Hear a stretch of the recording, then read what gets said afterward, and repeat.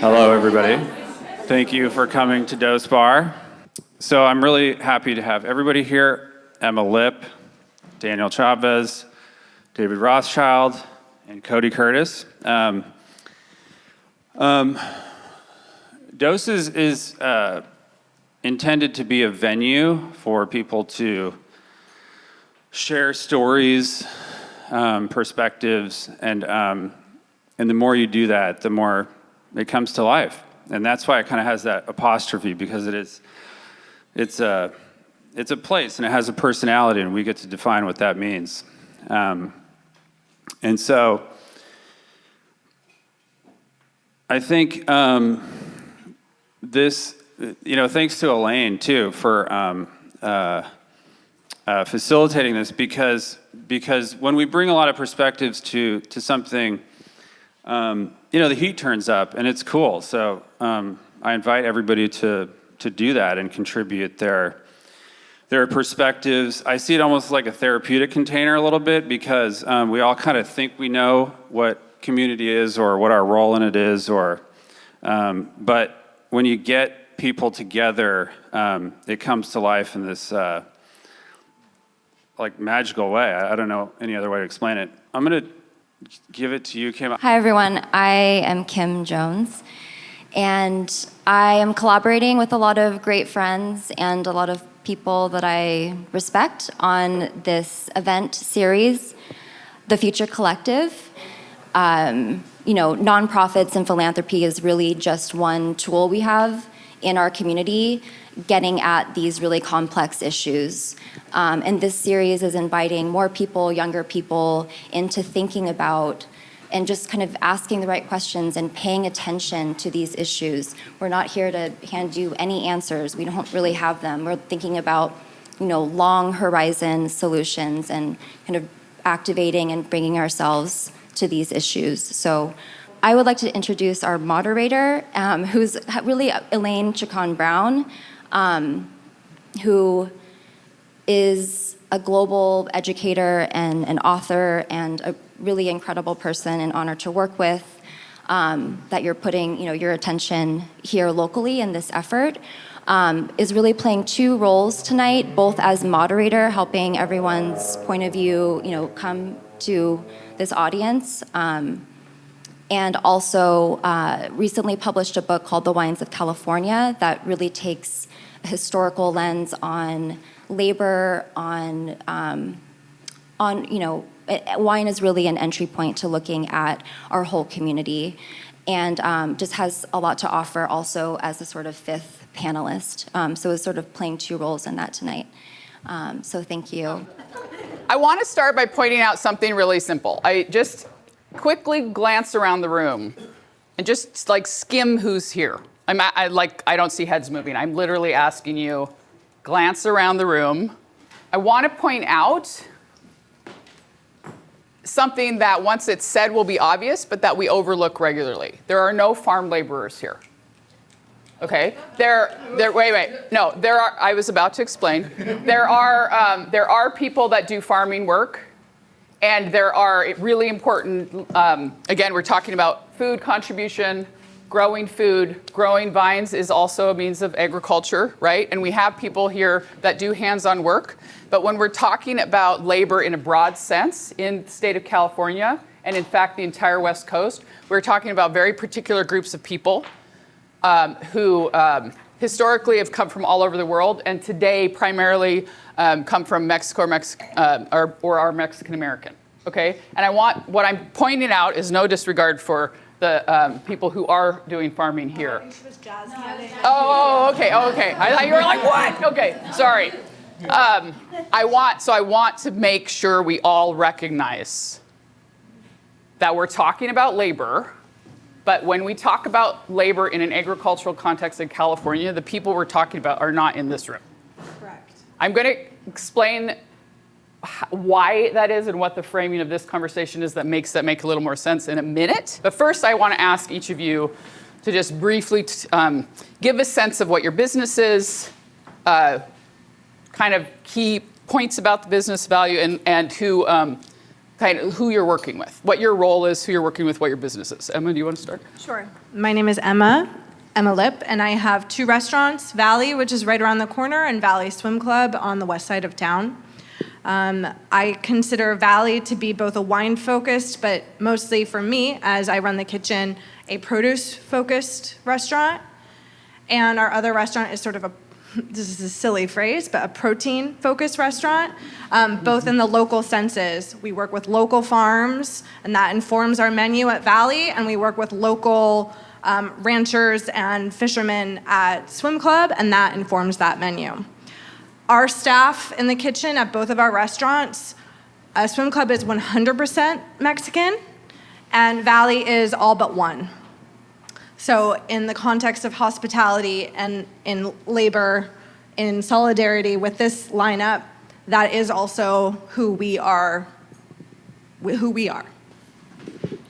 So my name's Daniel Chavez. I own and run Daylight Vineyard Management and Top Notch Grafting. So Daylight Vineyard Management, we do vineyard management from pruning all the way through harvest, primarily in Sonoma County. We have about 18 full-time employees right now. That kind of fluctuates depending on the season. Manage about 100 acres here in Sonoma. And then for Top Notch, so Top Notch is, we focus on field grafting of grapevines. So if you're not familiar with that process, we would go into a vineyard that, say it's like Cabernet, and we would change it to a different variety.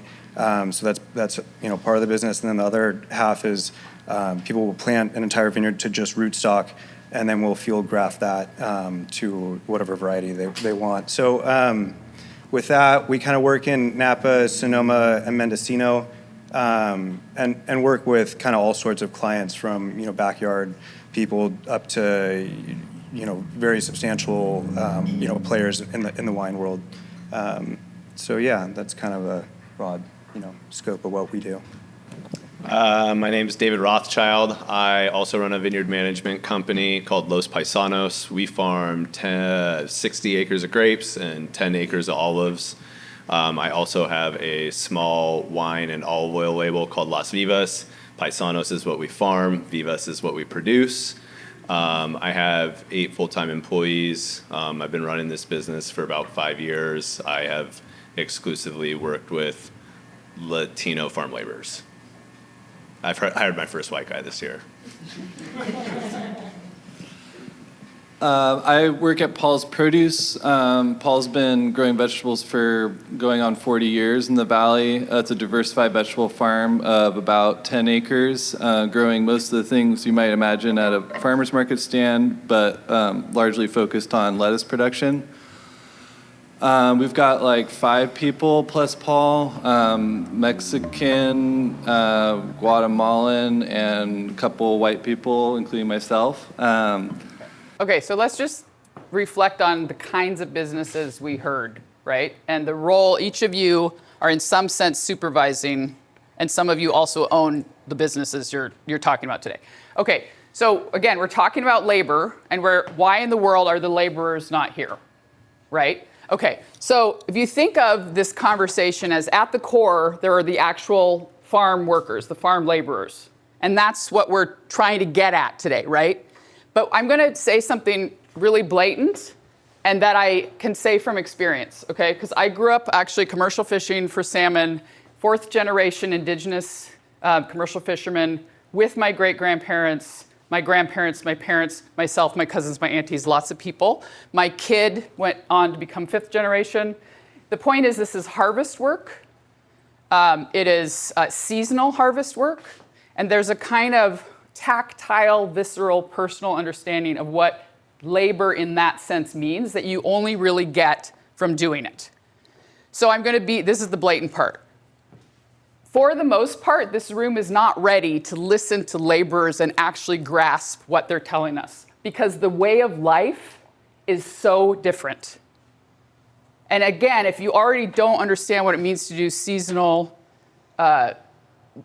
labor, harvest labor, then hearing the particulars of these people's lives is going to be heard through a filter that you have maybe from office jobs, maybe from year-round jobs.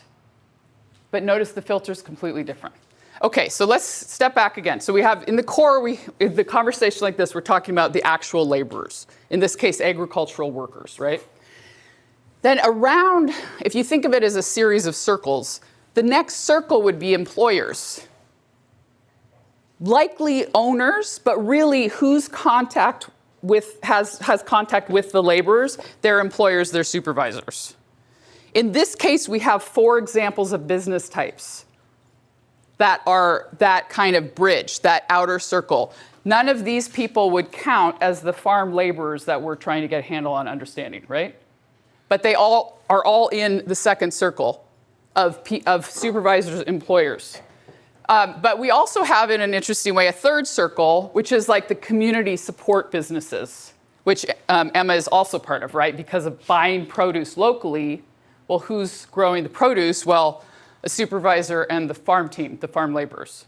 So if you think about that, are you in any of those circles? If not, that's the point I was making about us being too distant from the source of the topic to actually get the point. So the reason there are no farm laborers in this room right now, most importantly, I will get emotional off and on, you just have to deal with it. Most importantly is because of safety. But secondly, there's also safety of understanding. Do people feel like they belong in this room? That's not the room we're in. And the third reason is because hopefully you're here to be educated in a way that gets us a little closer to that understanding. And that's what the panel's here to do, and I get to help with. Understanding this was intentional, right? We're not naive white people. I'm not even white. I'm indigenous, okay? This is like we're framing a conversation to get us closer to understanding. Okay, so that said, part of why this approach matters is because by talking to the people that employ workers, we get a peek into what needs, issues, and successes there actually are, right? So you can think of this as a bridge towards the issues that farm laborers actually face. So, Emma, when you and I were speaking in preparation for this, this is should be a really simple point, but we were going to push into it to understand. You mentioned disparity. So between the workforce and even in some sense between the workforce and you, and then the rest of the community, right? So could you just talk a little bit more about what that means? Wasn't exactly how I imagined coming into the conversation, actually, but our country is founded with a historical marginalization of labor. Of course, enslaved people, stolen lands, also through now, complete disregard for domestic labor. That's right, my boy. And my employees, as mentioned, 100% immigrants from Mexico, one born here. And we just have completely, you mentioned that we have different filters. I think it's also different expectations. Different expectations of what our possibilities are, what degree of safety we can expect or can accommodate, and like completely different living arrangements, living expectations. As an employer, my business partners and I we founded the business with the mission to, we didn't know who we were going to be employing in general, but we always wanted our team to, quote, like live fully in the place that we serve. And it still remains a mission. I don't think that we achieve it, but we do what we can. Something that has been very important to me representing kitchen labor in both this job as well as my last job, which was at a winery, was in forming parity, equality between the front and back of houses, ensuring that. Okay, well, could you pause and just, Sure. Because a lot of people don't understand why that would matter. What is it without that parity?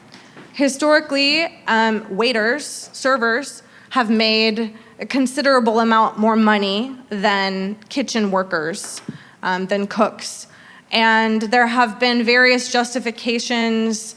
In fancier places, it's often like, oh, well, if you're a cook, this is a career. If you're a waiter, this is you're a flash in the pan, so we need to hook you in that way. Of course, there's a lot of racism embedded in a lot of it. I think it's also just historical control. People are so desperate to make the next paycheck that they have no movement to do anything else. But when I got into cooking and saw the pay disparity kept me from becoming a cook for a long time. I stayed front of the house, which is also a wonderful place to be and learn and educate and et cetera. But I found myself gravitating towards becoming a cook, and I couldn't afford it. And I had peer friends who were being bankrolled by a spouse or a wealthy family member, whatever, a family member, doesn't have, somebody else. And I didn't have that, and I didn't have the guts or the leverage financially to make that choice. And when I did, it was, I then immediately fought to get a piece of that, to have a real living wage. And I do feel proud that our team does have what's considered a living wage in the Valley, but is it enough? No. The goalpost keeps moving. Yeah, so here's one of the things to keep in mind. You will have to deal with the fact that I'm a recovering philosopher. I used to be an academic. I did doctoral work in philosophy. And just like alcoholism, you have to take it one day at a time, okay? But this is why I say that. Because if you go all the way back to ancient Greek philosophy, the Stoics make a point that is crucial to understand today and that is fundamental to what American culture needs to learn to move forward. And that is the only way we can advance our situation is to be honest about the conditions of our situation. The United States has a very particular talent. I literally travel the world for work. The United States has a very particular special talent for not being honest about the conditions of a situation. So we start with this point about disparity because to understand what's at stake with labor, we have to understand how labor is functioning. And notice in Emma's story, there's not just disparity between these imagined workers that we're alluding to today. Just in the restaurant, there's disparity, a kind of hierarchy. And even Emma, we tend to assume, oh, white people have it okay. But the point is the disparity is so deep that employees in the business have it within the business. And it just keeps building in the community and then in the nation. But this actually gets to the other side, because I'm not going to be bombarded heavy the whole time, okay? Okay, well, I mean, I'm going to be honest the whole time, because that's like my role. But don't worry, we're also going to be asking, why are we doing this, okay?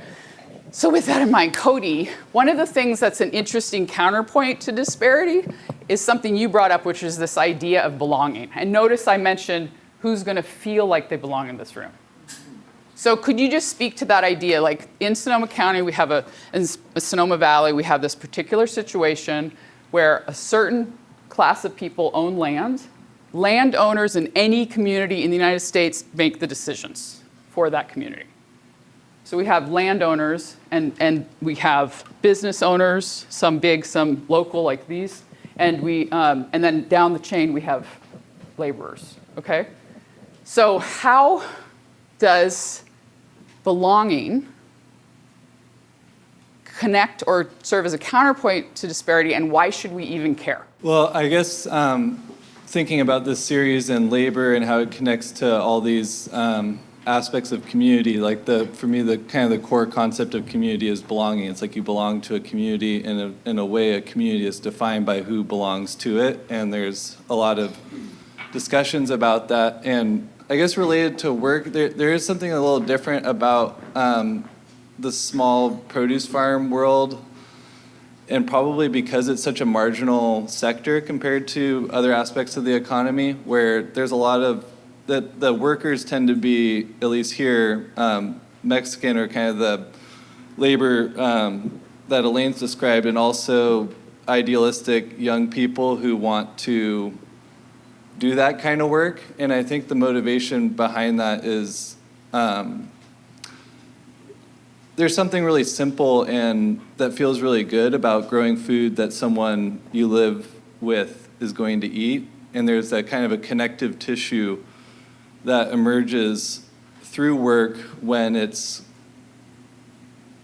a mutual dependence, I guess, that community is based off of that helps us feel like we belong to each other, and with land-based work that we belong to the land, or a sense of connection that has oftentimes gotten severed in our kind of abstract relationship to work, where it's not clear what exactly our work does or who it serves or who it does the opposite of serving. And there's a motivation there that I feel motivated by, and I think a lot of people sort of long for. So part of what we're getting at, I mean, you kind of touched on it quickly, but this notion of dislocation. So think about a really simple point, and I brought this up at a previous session.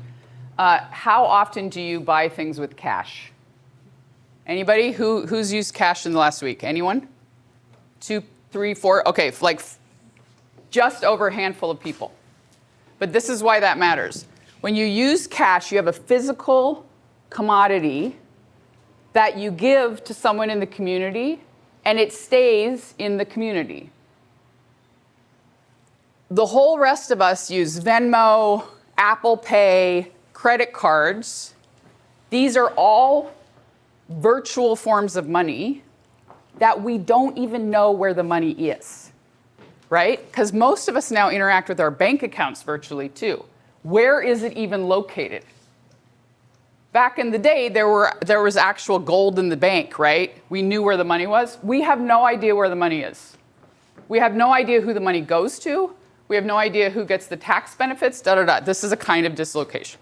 So this is something that we had talked about more. So could you just kind of do you have thoughts on how this notion of belonging versus this notion of dislocation, like, this is very abstract. Again, I'm a recovering philosopher, but don't worry, we'll bring it back to practical. Well, listening to the one that happened on land, Christian was actually talking about the dislocation between grazers and grass, and I think that there's a similar kind of effect when labor is dislocated, where some kind of ancient intelligence or desire that we have to be dependent on each other, to rely on each other, to build something together through our work and our activity gets kind of confused when it's all through this medium of money, like Elaine's describing it. It's not really clear like how we relate to each other. And I think work is a powerful sort of lever to reconnect with each other. And unfortunately, oftentimes it ends up doing the opposite of that, which we're talking about today. But I do think it has the potential and is even kind of an essential thing to talk about. How can this idea of work become empowering and creative and connective rather than exploitive and disempowering? Okay, so one of the issues that plays into this question is what I already said. Like any of us in this room, we're here because we're apparently invested in these concerns, and yet have very little or no direct contact with the reality of the concerns. So David, you and I talked about this, and we're demonstrating what I'm about to reference right now, the invisibility of farm workers. We are currently illustrating the reality of that, but this plays into your business and work and farming in this region. So could you talk about that a little more? Yeah, I think that the conversation that Elaine and I were having was just kind of like underrepresentation. I grew up down the street. I went to the high school. When I was at the high school was about, my graduating class was about 50% white and 50% Latino. All my friends were white. I had like a few Latino friends, very few. I didn't even know most of the Latinos in my graduating class. Fast forward to when I took my first vineyard management job. I was living in Agua Caliente for the first time. I was 24, and I was working up at the top of Moon Mountain Road, and I was the only white guy in the crew. And I really felt like I entered a different world that I didn't know was here. And we would, we all, like all my coworkers either lived in Agua Caliente or Boys Hot Springs. We all essentially were coming from the same neighborhood, driving to the same place and working every day. But I also felt like we were going home to like really different places. And I also felt like I still feel as if like I don't see like a lot of my coworkers, like or now employees, most of my employees don't live here, but I used to work for Enterprise Vineyards, and I don't see those guys like in town when I go places. You may like maybe one or two of the guys I'll run into at the Safeway, but they're kind of not out spending money in public because many of them don't have money to spend, so you don't really see them ever. I'll see the guys on Highway 12 and Arnold Drive a lot. I know there's spots where they kind of like congregate and hang out, and I can kind of spot them sometimes when I'm driving past a particular place. But you're saying it's not at a business where they congregate and hang out? Rarely. I mean, unless you go into one of the Mexican tiendas on Highway 12, I pretty much never see the guys out. Yeah. This point you're making though about how, you have been in this valley basically your whole life, and yet there's an entire sector of the community you had no sense of. Is that right? Yeah, not only did I come into like discovery of this whole different world after having been here for over 20 years, but and this is no knock on anybody in this room, but I still feel like most people don't see this community that lives with us and amongst us. And it also makes sense. Like they're in some ways they can be hard to see and hard to find. Yeah, people can easily get defensive in conversations like this. As soon as we use the word white, it becomes a political situation, and how dare you, right? But here's the thing that I like to remind all of us. None of us chose where we were born. None of us chose who we were born from. Okay, and none of us got to choose where we grew up, at least until the age of 6 or something. So there's an awareness that we can bring to these situations by learning more, but it is not the same as just like you said, it's not about saying someone's to blame. It's about saying we need to be honest about the circumstances, because that's the only way we can find ways forward. Okay, so but as you've shifted, you were the only white guy on the vineyard crew, you said, but now you're also an owner. How could you give a few examples of how your perspective has shifted? Knowing that I come from a really different place than a lot of these guys, and knowing what a lot of them have gone through to get to where they are now. It's since I started this business, one of my biggest goals is to provide 40 hours a week worth of work for as many people as I can. Because the guys, they have to work as much as possible in order to pay the bills. When I was started in this work and really low paying, I know how much I needed that 40 hours, how I wouldn't be able to make rent without those 40 hours. So making sure that everybody has as much work as possible. No, but that's a really good point. As we learn about these situations and get invested as a business owner, employer in making sure people have enough income, like you were saying, livable wage or hours to get that, sometimes if we haven't put the due diligence in to understand what's at stake and how things are operating, the changes we make with good faith and good intention could actually cause unexpected consequences. And so you just made the comment, David, that you work really hard to make sure everybody gets 40 hours a week. But Daniel, there's been this fundamental change in legislation since it started in 2016. There's been an incremental transition to reducing the hours that ag workers are able to work, and also changing the pay structure. And this especially if you have an office job, this sounds like a really good thing to do. People are going to get overtime over 40 hours. That just seems good, right? But Daniel, can you talk about how this has actually played out in the workplace culture and how you've seen it interact with your business? Yeah, so The way that it worked in California previously is for agriculture, over 10 hours in a day or over 60 hours in a week would trigger overtime. And so when that transitioned out to being, equal to what, all of the other, jobs have, 8 hours in a day or 40 hours in a week, triggering overtime. It was a great idea, but the actual implementation of it creates this situation where, as an employer, you're not able to keep the same crews year-round, right? So you'll have your group, your group of 8 guys, or what you used to be able to take care of with 8 to 10 guys.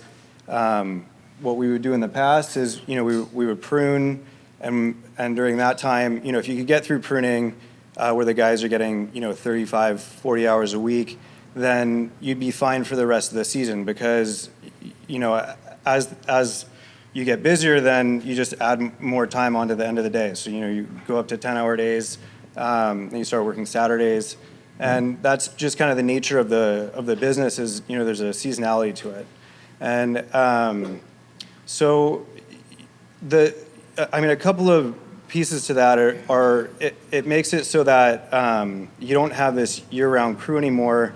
And so when you're bringing new guys in, there's not that continuity that you get. And by that I mean somebody that goes through and prunes, when they go through and sucker later in the season, they leave positions for themselves, for pruning for the following year.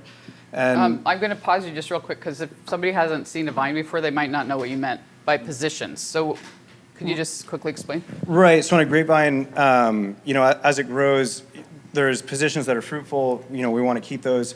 But there's also positions that kind of just push naturally from the trunk of the vine or the head of the vine. So what is the thing that makes the position, though? Oh, it's a bud. So like okay, so it's a bud. It's part of what's growing out of the vine. You're it's literally the bud. cutting it or pruning it to where you're like, I know this is going to be the cool spot next year. You're shaping Right, the yeah. vine. I'm leaving this and note for myself. Yeah. So you're shaping the Not vine, and thereby also how other much crew. fruit it grows. Yeah. Okay. Go ahead. Sorry.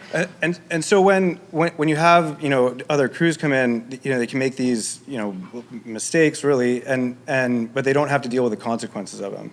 And so when you have a year-round crew that they're taking care of everything, it's there's a huge incentive there, and then also like a big fulfillment at the end of the year of you've nurtured these vines through the entire growing season, and then you're there harvesting them, and it's kind of like a finality to the year.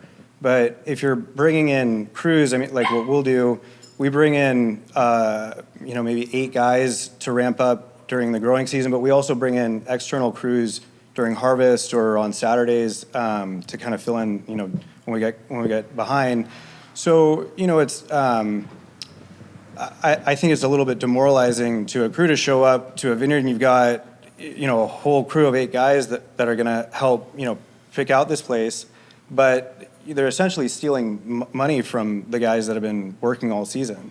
We pay them piece rate, and that's kind of food on their table essentially. So piece rate. So we'll pay them by the picking lug or by the ton. Piece. Right. So the crews are they're getting compensated for what they're doing.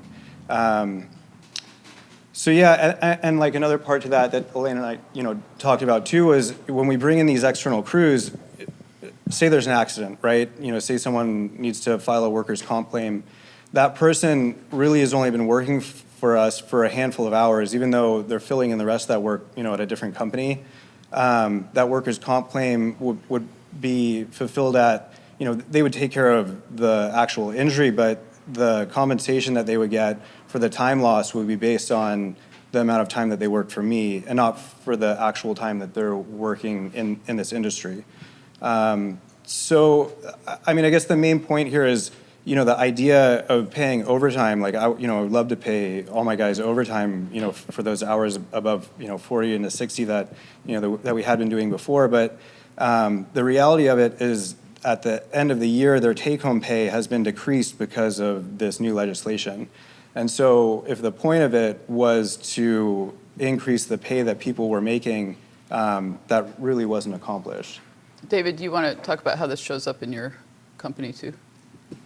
Yeah, I pretty much just echo most of what Danny said. I and Danny and I were talking about this, just before we got started here, and I used to mostly have the same people working for me all year, and I didn't bring on new people, and now the crew swells and shrinks, and I have to, people who really depend on that paycheck, I have to, I'll hire them and make clear to them that as soon as the work kind of slows down, that I may or may not have work for them. They can't count on me, in the way that some of the other crew can. It's really just first come, first serve. The newest guys are the first to get laid off. So you're both talking about economics, but we're also talking about people. So are there consequences, or are there unexpected consequences in terms of the community of workers, how they live? You're talking about less money, which would impact food security and housing, but are there other ways it affects workplace community or culture, or how you interact with them? I would say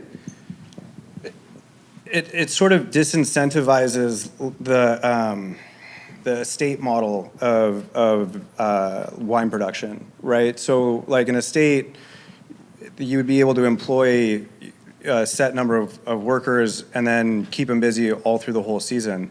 But if you're having to bring in new employees, to fill in that time, during the summer anyway, it kind of makes more sense to just outsource everything to a vineyard management company. And when you do that, you don't have the same sense of like community with the crews that you do with an estate model, where the general manager, like the very first place that I worked at Kane up in Spring Mountain, it was really important for the general manager there, for the employees in the vineyard to have full health care. And so that was something that he made sure that they got. But if they were to have a vineyard management company, that decision isn't his anymore. It just becomes, part of, whatever compensation package that vineyard management company puts together for their employees. So in any case, I would say that, that's kind of the direction that things seem to be going in. Yeah. So let me quickly insert. It's not that sometimes business in general gets a really bad rap. Like, why are they so cheap? Just pay your employees. The margins any of these businesses in front of us are getting are so minimal that to pay a living wage is a miracle. Okay. So having said that, you said that you pay a living wage. You wish you could pay more. But one of the other things that I love as a Valley quote, Lauren made this comment to me last year, everybody cleans the toilets, everybody drinks champagne, which is another way of describing parity. So could you just talk, how do you manage coming up with a living wage? But you also talk, there's a kind of parity of community too. So could you just talk about what does that look like? How do you accomplish that? Well, I guess going from where we were before in the fighting for equity for the back of house, the front of house in restaurants has historically always gotten this bigger paycheck through tips. And there has certainly been, and I'm sure we've all read about, some back and forth in the industry in the last 10 years, and particularly since COVID, in whether tips should be included, prices should be included. There was the big kerfuffle last year in California specifically about hidden fees. We as a business have thought and have been open to other ideas, but that tips are this known quantity in American culture. And that the models that we've seen in peer restaurants where people have tried to include it or just had it be a higher, an auto gratuity is one thing that can work more, but then you're taxed differently. And then the house owns that money and can do with it what they want. But when you're like, okay, the chicken is now just $64 and that includes everything, you might think that sounds pretty fucking expensive and you're not going to come to the restaurant. And that's what we had found in our experiences with our peer friends who had done that in their restaurants. And some of them have, including famously Danny Meyer's restaurant group in New York City, had gone to no tips and then walked it back. So we just opened with tips, reservations included, as in philosophical ones. And In California, it is not explicitly stated in the law that you can include people who are not in service, as in not waiting on your table, in a tip. It is a little bit of a legal gray area, but there have been legislative examples that have made that gray area more arguable in favor of including kitchens in the chain of command of service. In our restaurants, we try to have the kitchen run food so that that is always a surefire thing if we were to ever get sued, Yeah. which happens all the time. But getting that tip line in, or getting that tip money rather, in a pot for the whole staff just is where you can make that difference. I feel like I've gotten off track. No, that's great. Okay. Cody, how does this show up in the kind of farming you do? You said you've made a point of saying it's really different. So how does this? Well, actually, it's more similar now that I'm in the snow. I've only been here for 3 or 4 years, and worked for Paul in that time. And before that, I was in Nevada City in Placerville, and there was pretty much only idealistic recent college grads doing the local vegetable production. And here it's like a bit of a mix of those two people. But I do feel odd sometimes about like the Mexican workers that we have are often 50 or even 100% faster than some of the non-Mexican people, and they get paid the same or close to the same. And part of me is like, well, this guy deserves twice as much, but there's not that margin or whatever to do that. And I think that's a really interesting conversation that Emma must have, how'd you navigate like changing kind of a precedent and getting people to agree to that? Being determined. Yeah. And willing to get sued. Yeah, and in our situation, I personally try to work as fast as our Mexican guys, and I don't quite make it, but I do my best. And I also try and get everyone to get close to that standard, so motivate people to learn from them. I mean, honestly, it's not magic working effectively and fast. It's just focus and technique. It's not like Mexicans are predisposed to working better. They've just done it, and they focused, and they built a skill set, a knowledge of how to do this kind of work well. And if you work beside them and watch them, you can get up to their speed. It's not impossible, but it takes a long time. I actually went out and saw Daniel's crew graft the other weekend, and it's just incredible how fast they were doing a very, very technical and difficult job. And it's inspiring. So I try and, I guess, help people be inspired by getting better at it, and then also just pay as much as we possibly can to the people who are the most effective workers, so that we do pay them more, but there's a limit, and in a way they deserve twice as much. So how about in the vineyard? How are you managing these? Like basically, it's like economics of pay. Cody, though, you also talked a lot about the difference of some of the disparaging things we say about farming. We'll say, well, it's not, doesn't make sense. You can't make a living, but that's not a comment about farming, right? That's a comment about the system that the farming is operating within. So the three of you as people directly in agriculture, like, can you help us tease that out? Like the different, it is incredibly difficult, the economics of farming today. But it's, but there's still, you're still all up here saying that you do it, right? So what is that? Why are actually all four of you, why are you bothering? Like, why are you willing to get sued, Like, Well, I don't want to get sued for the record. no, let's be clear, no one is seeking a lawsuit, okay? But again, like, that's a huge statement. So each of you, why are you doing this? How do you make that work to keep going?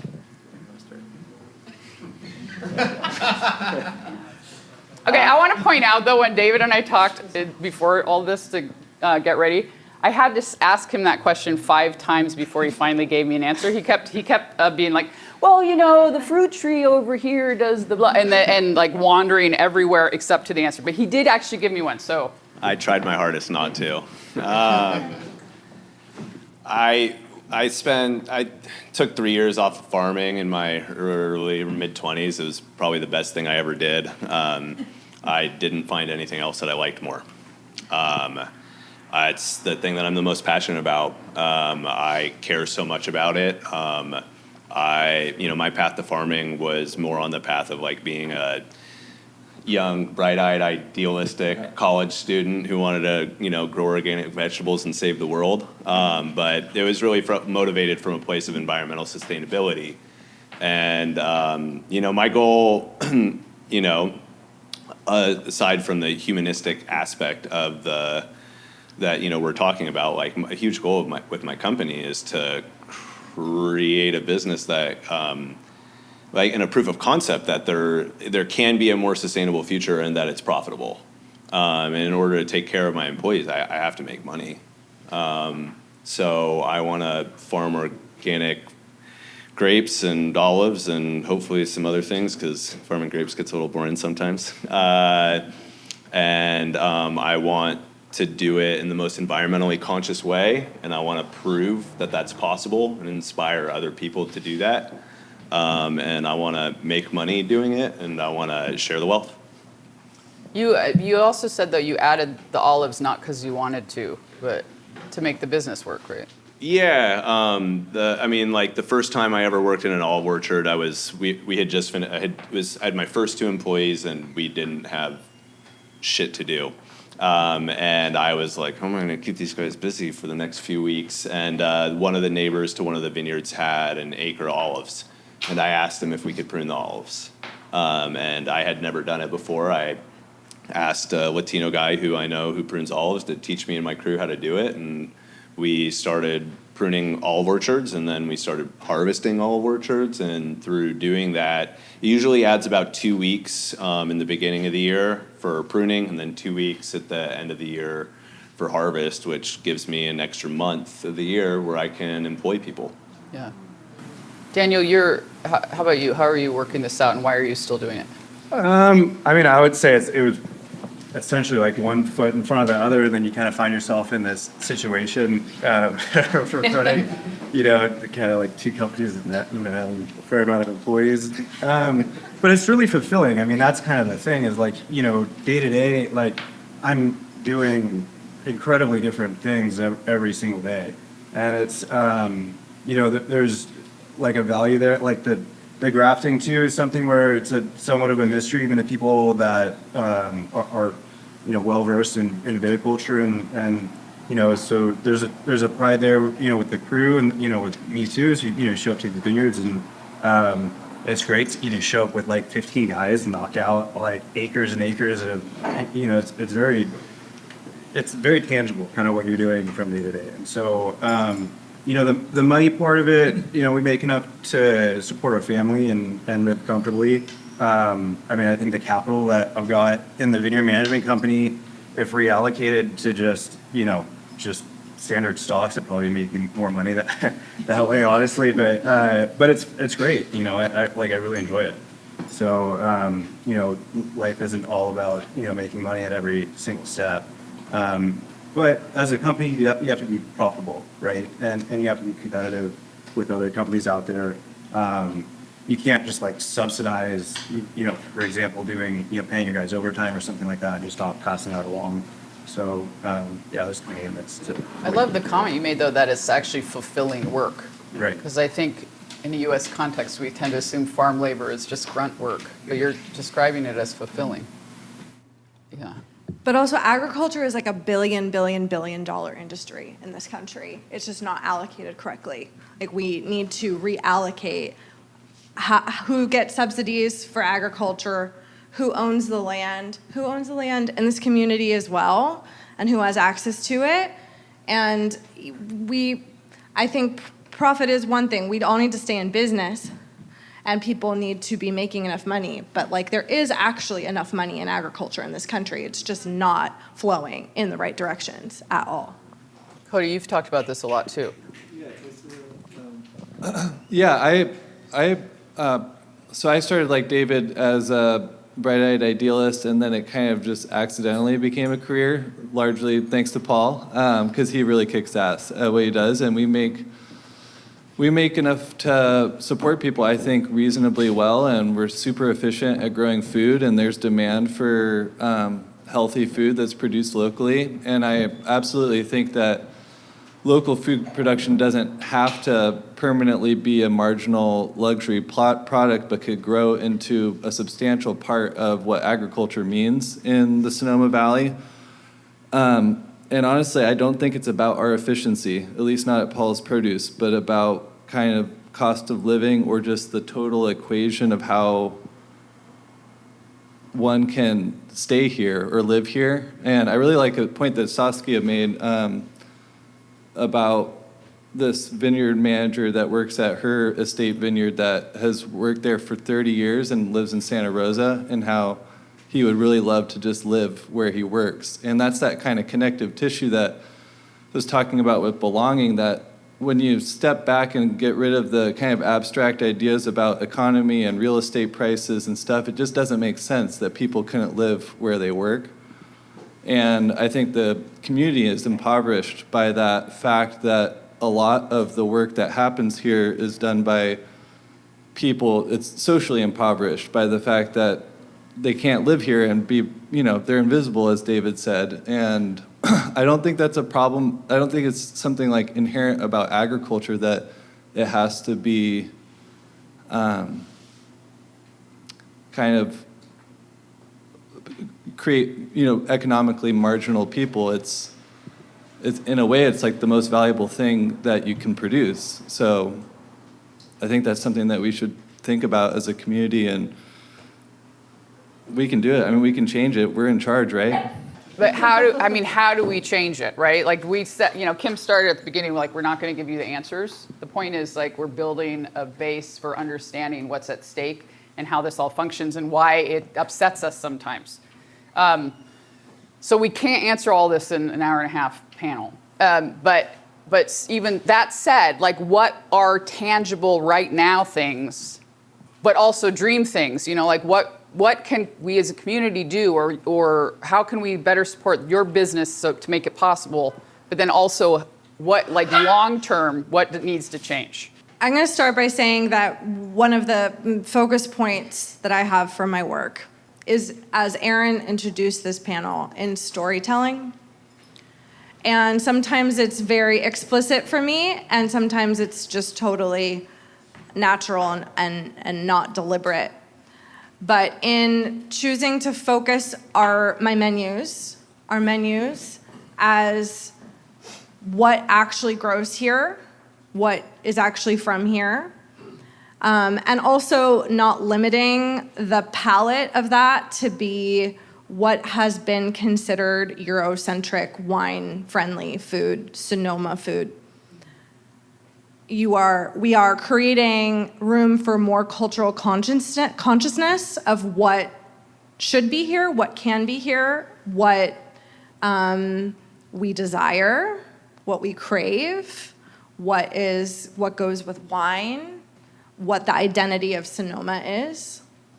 And it matters, because what you buy at the grocery store, what you decide to cook at home, is always influenced by all these cultural connective factors that continue the ideation of, like, what it means to be here and how to interact with the farmer's market and the grocery store and your home kitchen and other restaurants.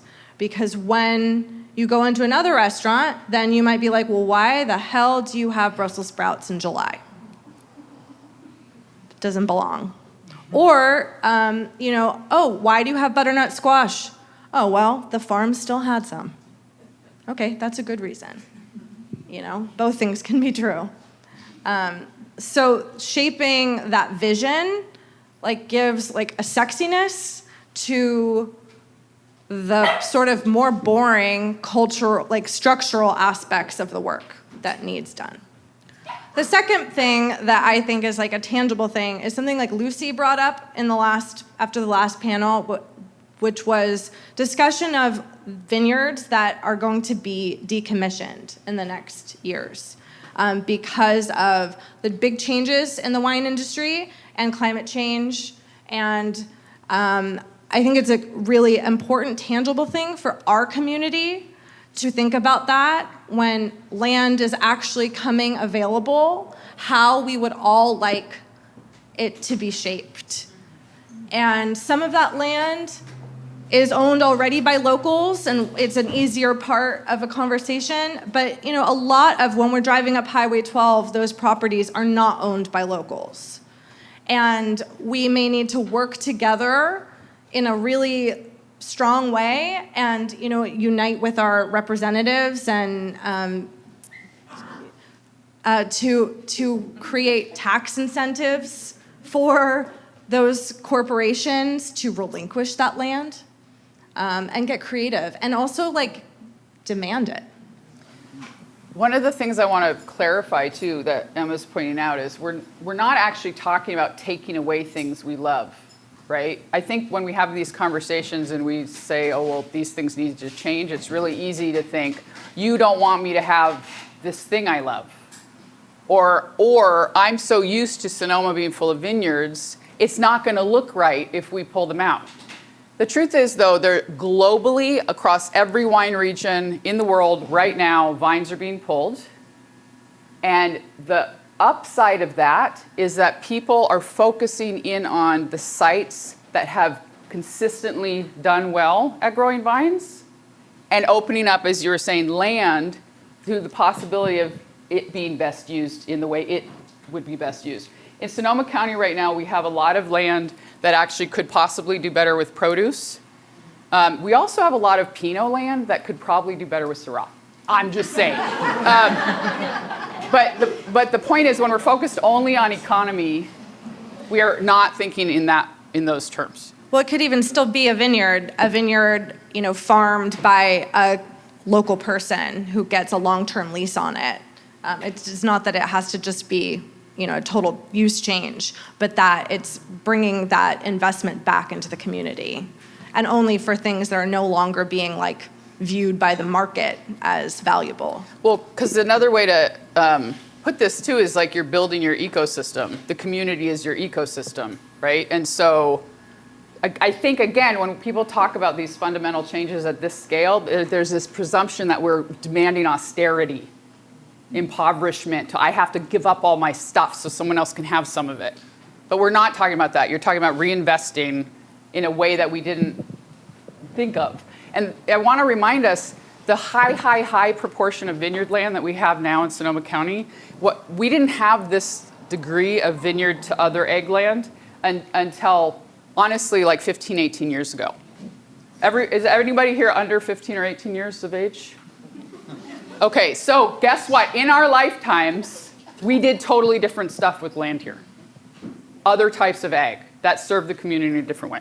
Okay, but let's get back to, yes, please. Yeah, I'd like to respond to Emma's point, or just this kind of imagining what happens next, or what, I think a lot of people have an intuition that it would be better if agriculture was more diversified. I mean, it's so dominated by grapes in Sonoma County that it's sort of shocking. I think we looked at county crop reports in different counties, and there might be 10 or 12 different healthy agricultural industries, and in Sonoma County it's basically one. But just imagining this picture of vines getting taken out, and the last panel talked about right use of land and whatever, but a point about labor is that it takes a lot more people to do row crops than vineyards. So just to be clear, there's probably less than 50 acres of vegetables or food crops being grown in the Sonoma Valley right now. So it must be 1% or even less of the total agriculture. So it's less, yeah. It's almost funny that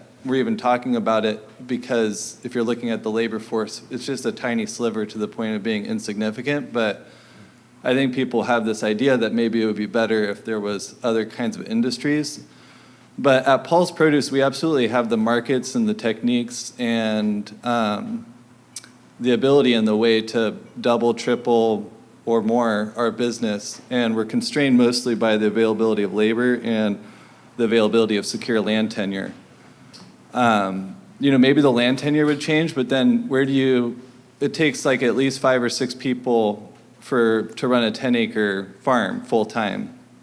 And so if you want to do 100, 1,000 acres of other types of stuff, you're talking about thousands of people. Where do they live or how can they reside here? And so I just think in sheer amounts of people, it's hard to imagine how that would work with how much it costs to live here. And yeah, so I just think that's interesting. Like we like to think it's like, okay, the vineyards will go out, something else will come in, but where are the people, period, but also the people with the knowledge to actually do something different? Because right now it's just kind of a handful of people. For some context, like a rule of thumb for me or out kind of things used to be is one guy could probably take care of about 10 acres of land. Yeah, just as a rule of thumb of, if you're gonna. Bare minimum. Right, yeah. So Head- that's head making trains the in. point that Cody has made, right? In terms of number of people you need for produce versus vineyard, yeah. Right, yeah.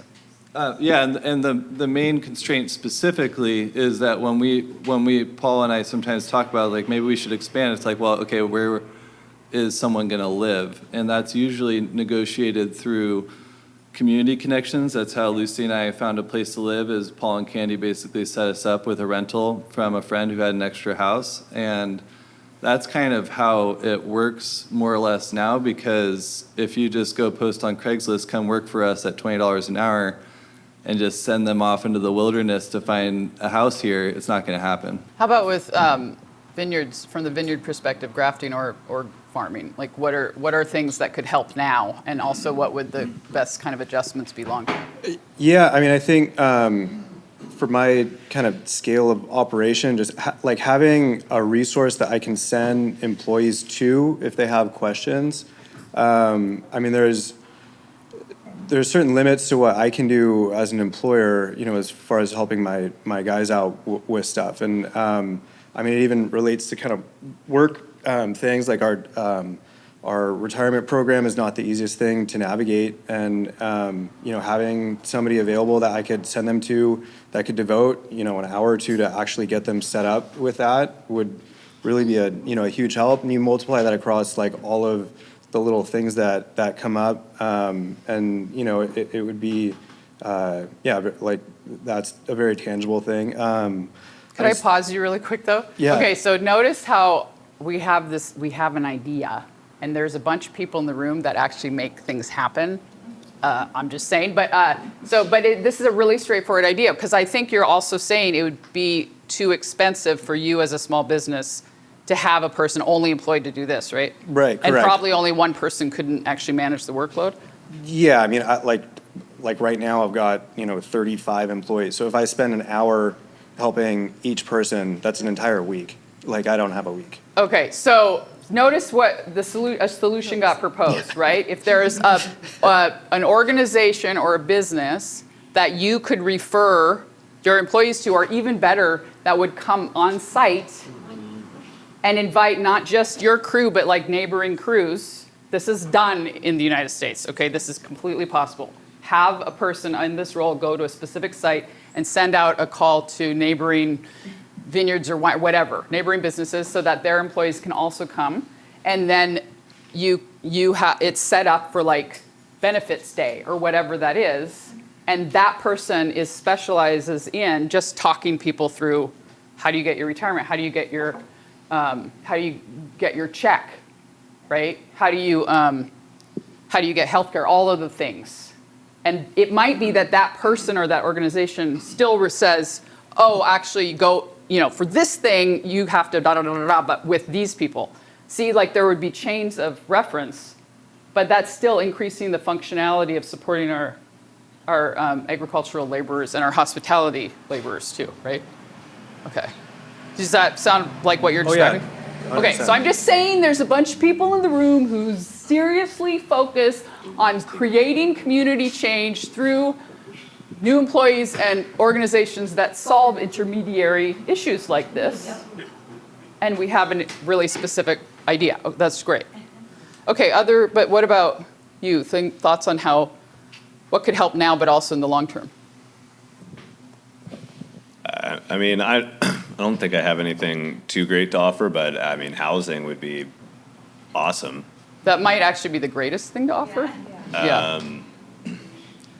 I mean, there's been some proposed development in the valley, and it's never popular, and I think we all have mixed feelings about it, but, you know, they got to put the houses somewhere. Do they all have to go on Santa Rosa Avenue?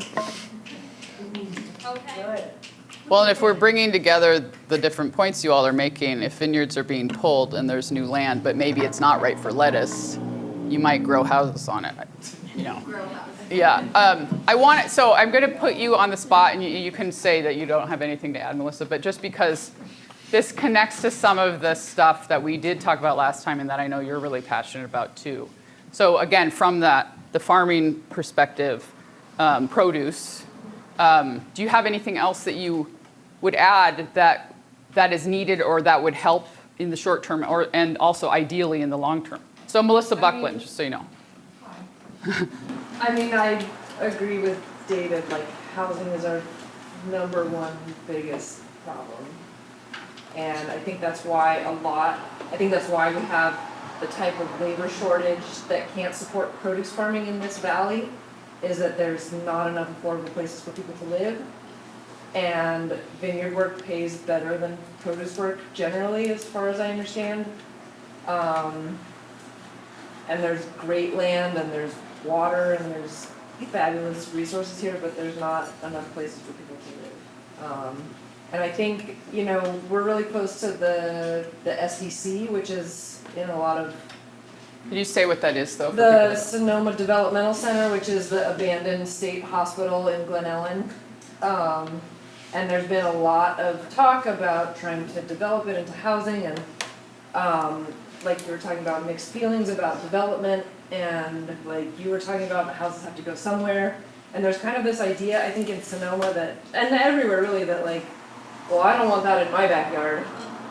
And I kind of just feel like, well, what makes us so special that we Yes, in that we don't, that we shouldn't have like apartment buildings in our backyard, or in downtown Sonoma where there's this idea that it's supposed to look a certain way, and it's supposed to be single-story, single-family houses, and like that doesn't work.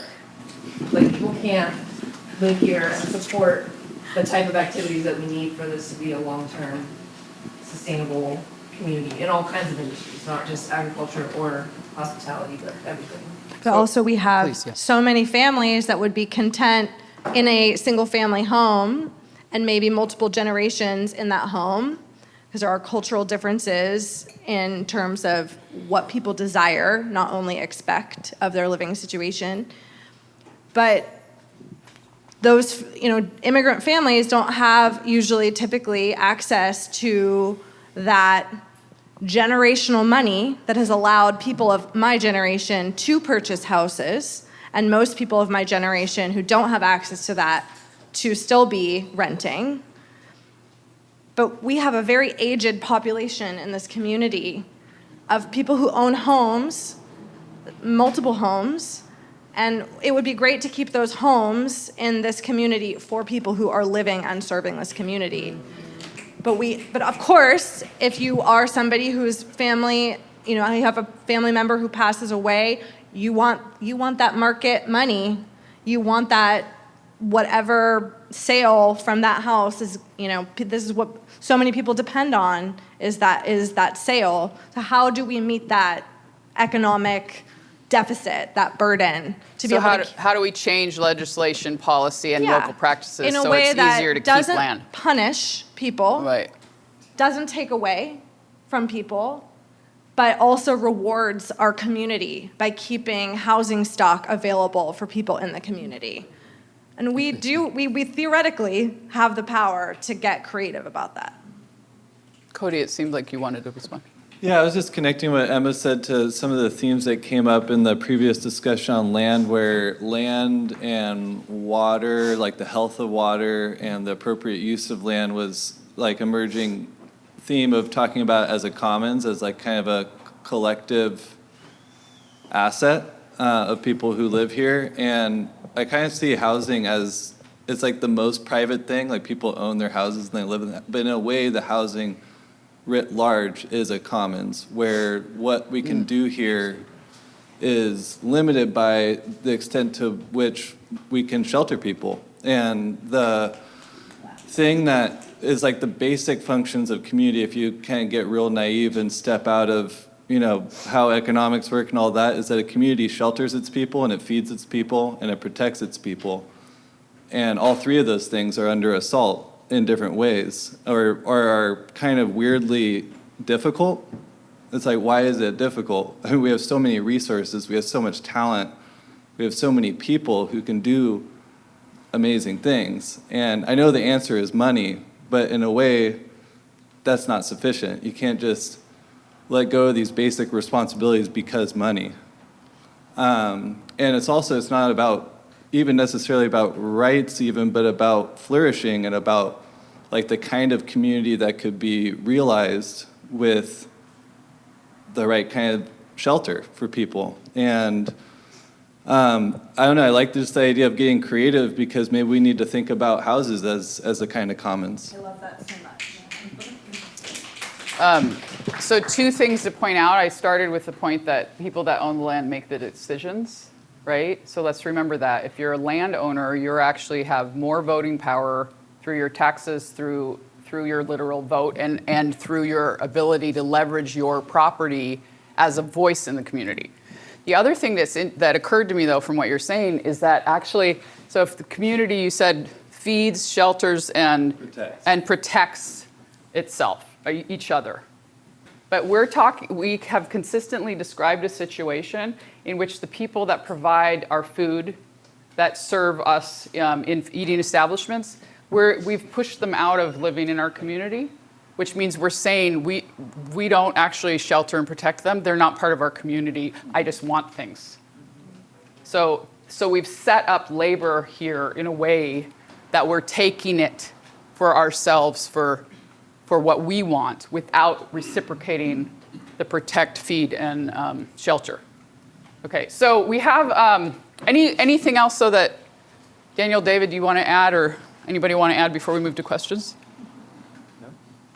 Okay, so we have a few minutes. So the big thing is we're going to be staying here, hanging out. Kim talked about the food.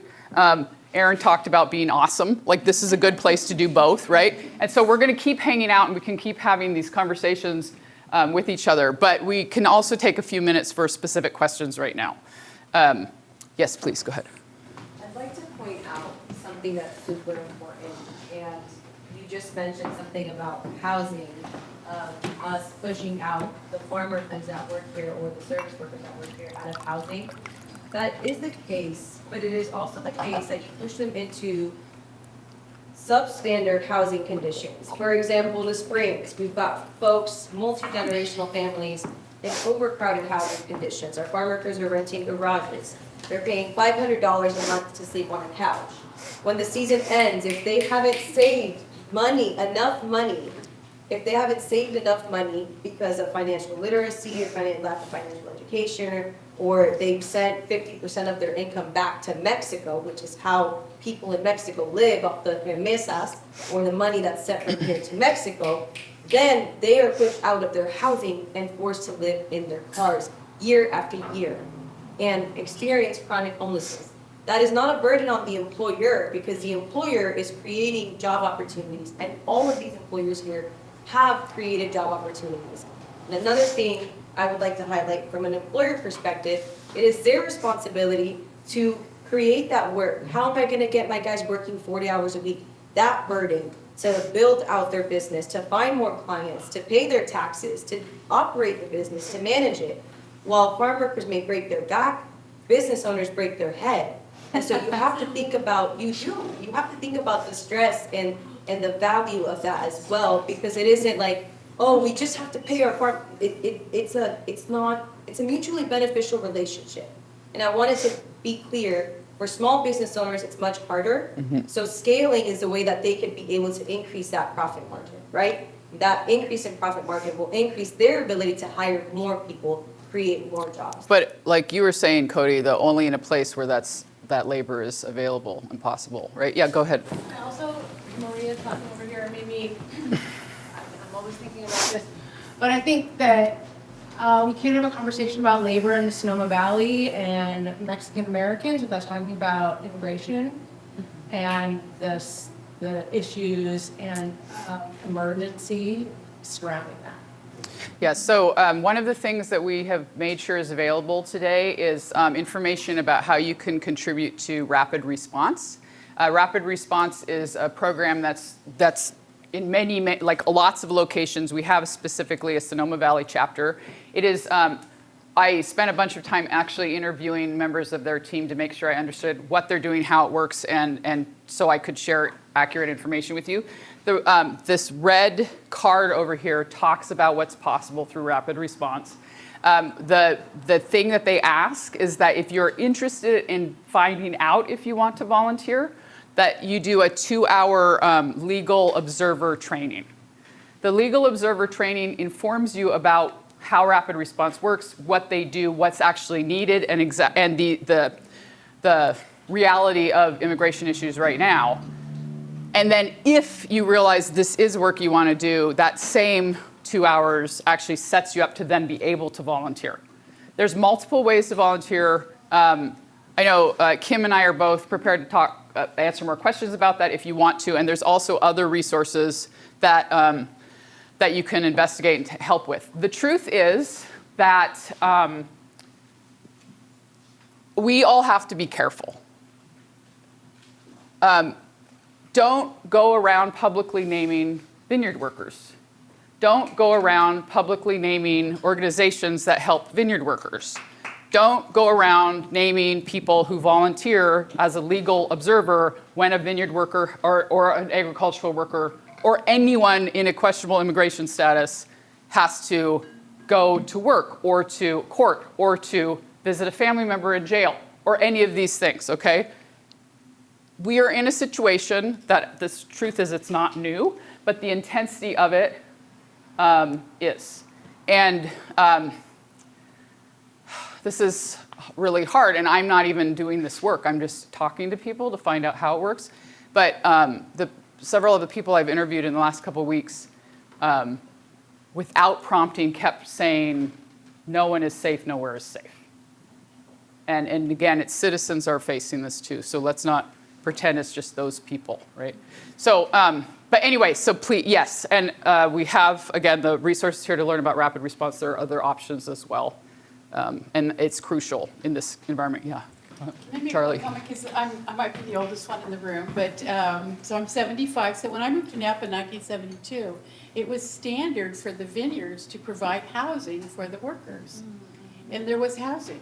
Oh, in 𝑬𝒑𝒂𝒃𝒍𝒆, the two cheap places now that cost $1 million to rent a hotel room. That was and I don't know when that changed. In the 80s, it started to change. But that still is a solution. But the state laws were such that there was more support for overall physical health, housing, food security, and also mental health care. And then in the 80s, the federal and actually in the 70s, the state government started changing it. And then the governor of California became the president of the United States, and he implemented simpler policies nationwide. And if it changed away from that, it could change back to that. But people are probably not paid very much at all. It's like people want to be able to afford market housing. Everyone wants equality in that way. And it would be great, of course, if, as employers, we could like have access to housing, like some sort of cool stock of housing for people, but really people want to be able to make their own choices. I agree with that, but there's another point I'm relating a little to Daniel here about the difference between like the state model versus what we have going on now, and I relate to it with vegetables too. Is I don't know a single vegetable farmer who owns land in Sonoma County.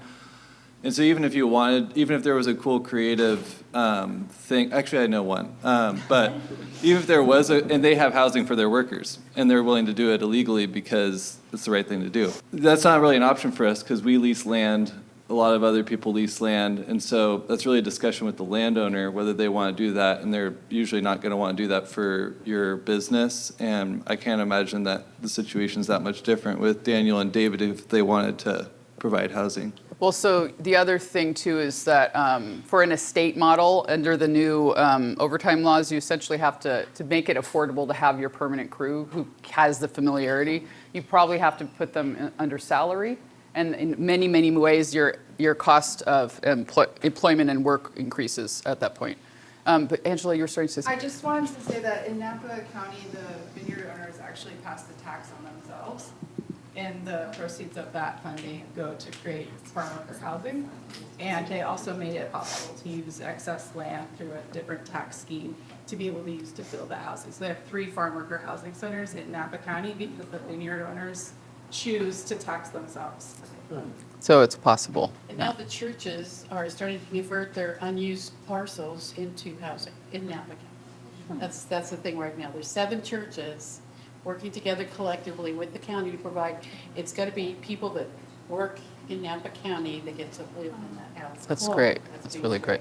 But that was community effort. It didn't happen by itself. It was a community effort focusing on that. Just like you're starting, I'm just saying, I know there's this wall that keeps the county separate, but Napa, even though it's all of these bad things, they do have that concept. Well, and you actually drove over from Napa, so there must be an opening in the wall somewhere. It's this really thin line. Yeah. Prepare yourself to move through it. No public transit. Well, but Charlie's point about the community had to work over time to establish taxation and legislation that would make this possible. That's the key. In my mind, I'm going to ask each of you too, but in my mind, that's a key takeaway. Like if you get nothing else from this, I want you to remember that you are in this room learning about these issues, which means you're increasing the power of your voice to speak up on need, to speak up on reciprocity, actually providing shelter, food, and protection, to think about how you're going to do that yourself in your own life, and to actually come together in groups like Catalyst Fund, in groups like Future Collective, and listen and learn and problem solve together. That's what's going to make these changes happen. And they're going to take time, and you have to keep being honest about the reality of the circumstances. But if you do that, you have all you need to keep shifting how things are working. You said that that's always been the case with the state of emergency for immigration. Well, it's not new, I said. Right. Well, it's just intensified. Exactly. I think that the intensification is horrible, and it's truly, truly, truly horrible right now, and extremely scary for people, and dislocating for the community. It is also the accelerant for change, and we should seize the moment and use the momentum for all of what we've talked about, but like that state of emergency for our laborers, for our community members, and each other to fight for the values that we actually believe in. So the thing is too, like you're saying, any challenge is actually also an opportunity.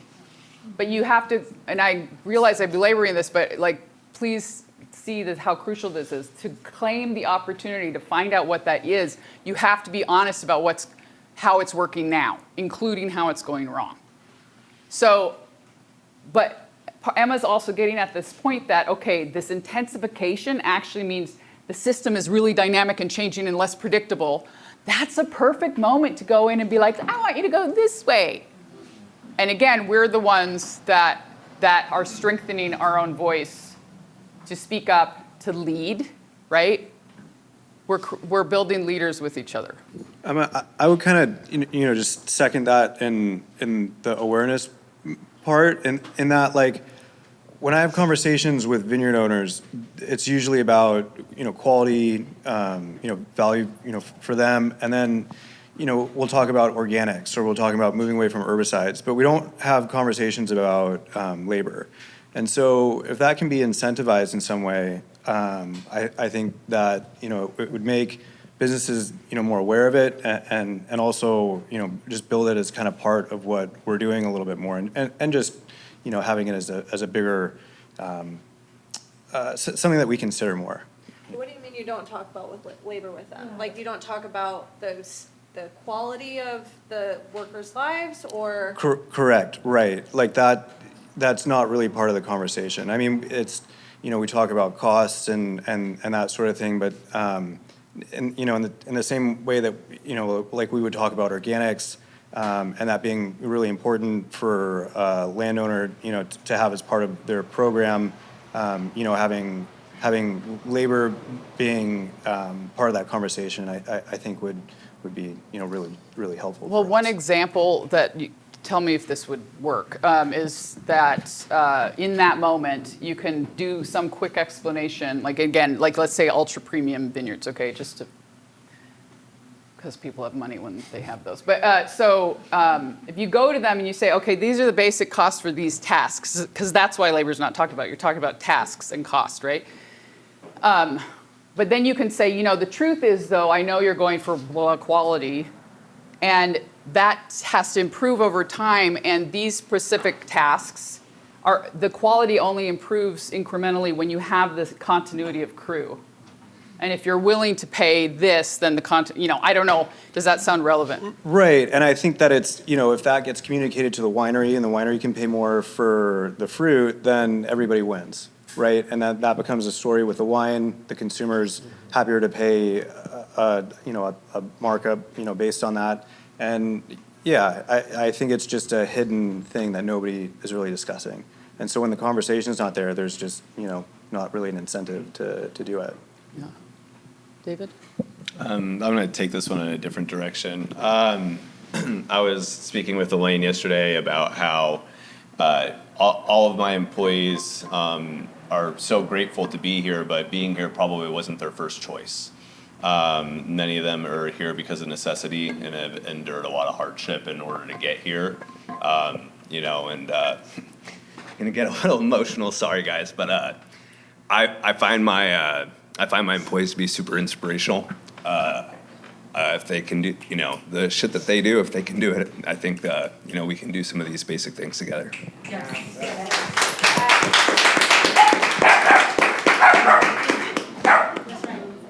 I like that point about every challenge is an opportunity and vice versa. And I think what interests me about the Catalyst Fund is that there is an opportunity with a lot of wealth in this community, and to channel that in thoughtful and coordinated ways to make big impact. But it's also worth pointing out that that very opportunity of there being a lot of wealth here is largely the challenge that we're talking about. I mean, the commodification of housing and the sheer cost of that housing is driven by the kind of inundation, if you will, of capital in this community.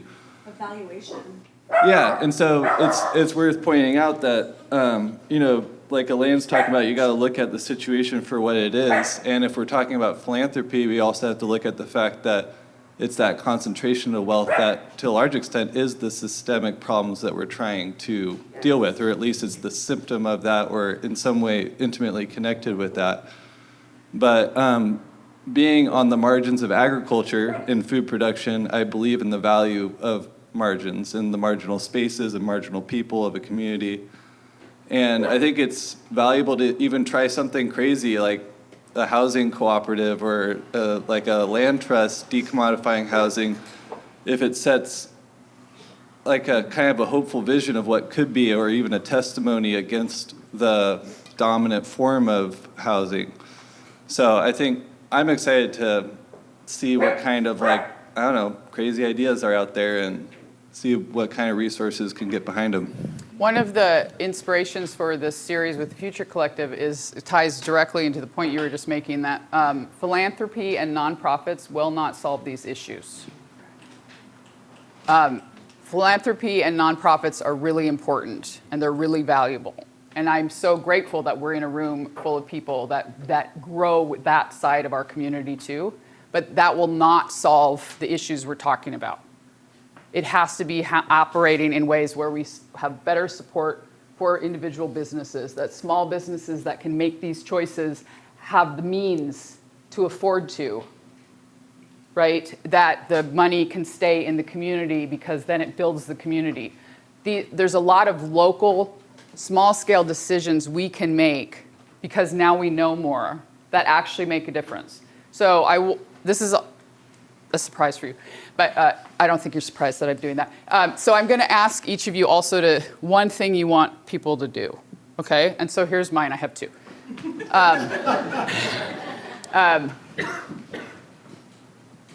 Go to the farmer's market at least once this month, preferably every week. I don't mean the Tuesday market. That's actually a town party. It's literally not supporting farmers, okay? So I'm not criticizing the town party. It was packed last night, okay? But again, that is not a farmer's market in the sense that we mean. The Friday market, is it a Saturday too? Friday. Friday market is that way. Is I'm sorry, say it again. There's a Springs Farmers Market on Sunday. Okay, so we got two.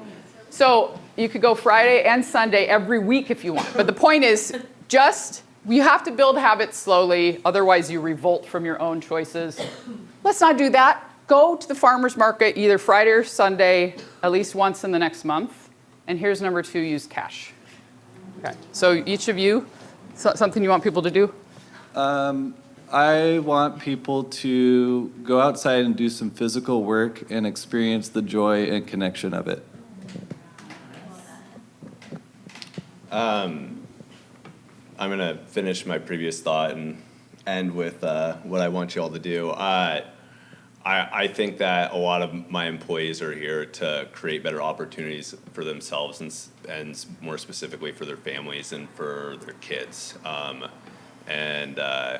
I was just raised with a super strong belief that knowledge is power. Support public education. I would say, if you guys are going wine tasting, to bring up labor as kind of part of the conversation of making wine. I think that's really important to get that feedback, in the tasting room or, however it presents itself. And then hopefully that feeds back to the winemaking team, passes on, to us. Daniel, so a lot of people here might feel intimidated by that idea or not even just know how to bring it up. Could you give an example or two about how could you bring this up in a tasting room? Yeah, I mean, just kind of like where does this come from? Like, where is this wine coming from? And, like who made it or who's been involved in the process? And then, that kind of can segue into, how are they treated? Be a part of different political organizations. Like organize, I mean, this could function as one, essentially, but shift. I mean, we had an incredible win today as a country, or yesterday in New York City. Yeah. There is change, there's always change, but get involved with a different group, or just reorganize. It doesn't have to be any specific way, but just shift it up and we can make things happen. Okay, so I want to ask each of you to help me thank a series of people, okay? So first of all, the Catalyst Fund has made this possible. And the fact that the Catalyst Fund has stepped forward and even been created to address any of these kinds of issues is really enormous. This series is possible because the Catalyst Fund has sponsored it. So help me thank the people here for that.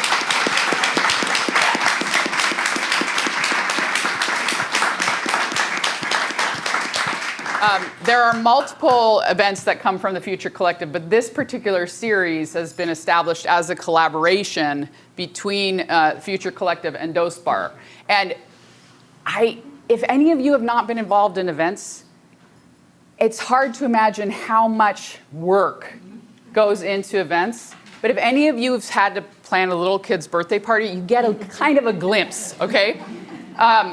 It is an enormous amount of work. It's invisible labor for the most part. There's tons of work that's been going on all day today just to establish the space, but it's also literally years of conversation, planning, and logistical solutions that have made tonight, just one night, possible.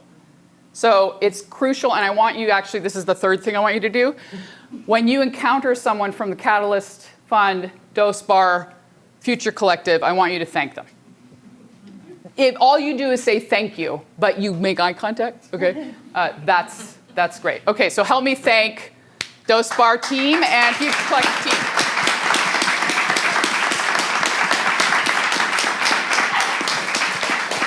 Okay, and finally, the panelists, my God, and then also Melissa and Cody for providing some of the food, and Kim for going to the food donations service, and bringing these to us. So help me thank the panelists.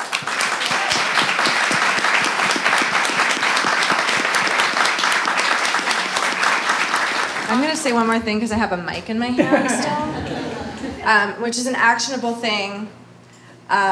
Maybe just a consciousness raising thing for the moment, but one I feel personally very passionate about, which is that the town of Sonoma is a segregated community in terms of representation.